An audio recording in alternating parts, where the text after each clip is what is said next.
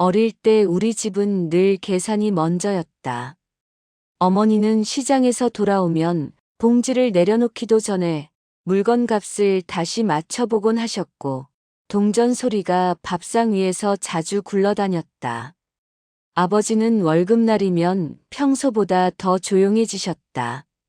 봉투를 꺼내 밥상 위에 올려놓고는 한참을 그대로 두셨다. 돈 이야기는 길게 이어지지 않았지만 다음 달까지 어떻게 버틸지는 천천히 정리되곤 했다.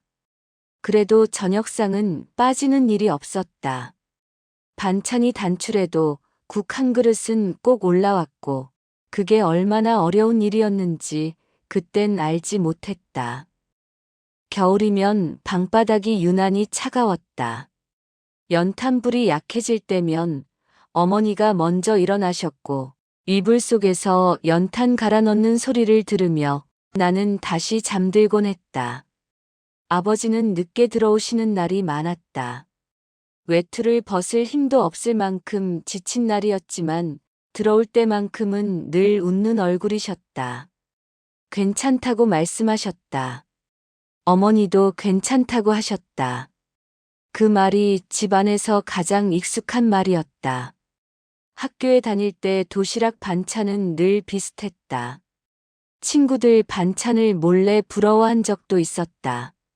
그래도 집에 돌아오면 어머니가 학교는 어땠냐고 물으셨을 때 나는 별일 없었다고 대답했고, 어머니도 오늘 장사는 괜찮았다고 하셨다.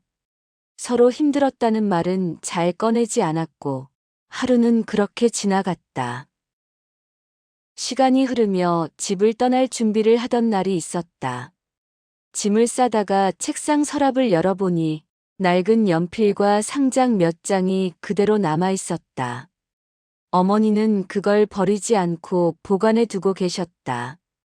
아버지가 방문 앞에 서서 짐이 무겁지 않냐고 물으셨을 때 괜히 웃으며 건넨 말이었지만 목소리는 낮았다.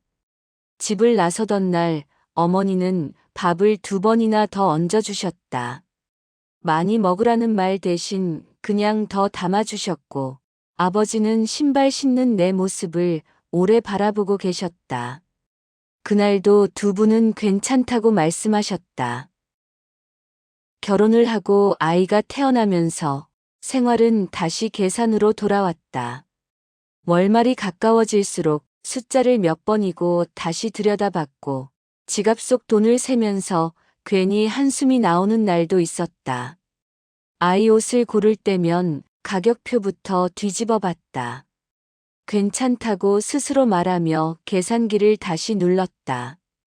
어느 날 아이가 장난감을 사달라고 했을 때 잠깐 망설이다가 웃으며 다음에 사자고 했다.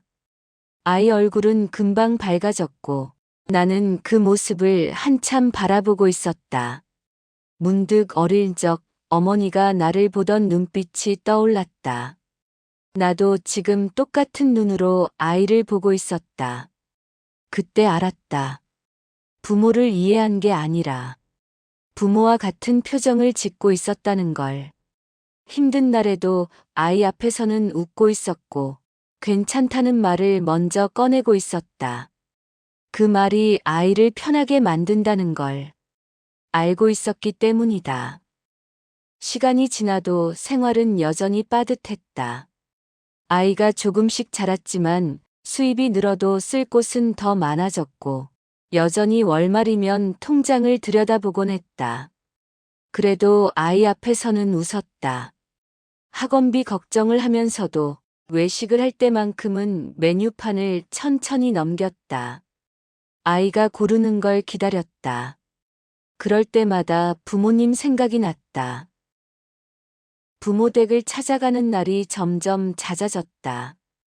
부엌에는 오래된 냄비가 여전히 걸려 있었고 어머니는 여전히 물건을 아껴 쓰고 계셨다. 아버지는 낡은 신발을 신고 계셨다. 새 신발을 사드리겠다고 하면 이게 더 편하다고 말씀하셨다. 나는 그 말의 뜻을 알고 있었다. 오래 신어서 편한 게 아니라 새로 사는 게 아까운 거라는 걸. 밥은 먹었냐는 말이 자연스러운 인사가 됐고 나는 괜찮다고 대답했다. 부모도 여전히 괜찮다고 말씀하셨다. 그 말을 주고받으며 알게 됐다. 괜찮다는 말은 정말 괜찮아서 하는 말이 아니라 상대를 편하게 하려고 하는 말이라는 걸. 어느 날 아버지가 말씀하셨다. 요즘은 예전보다 일이 편해졌다고. 그 말을 듣고 괜히 웃음이 나왔다.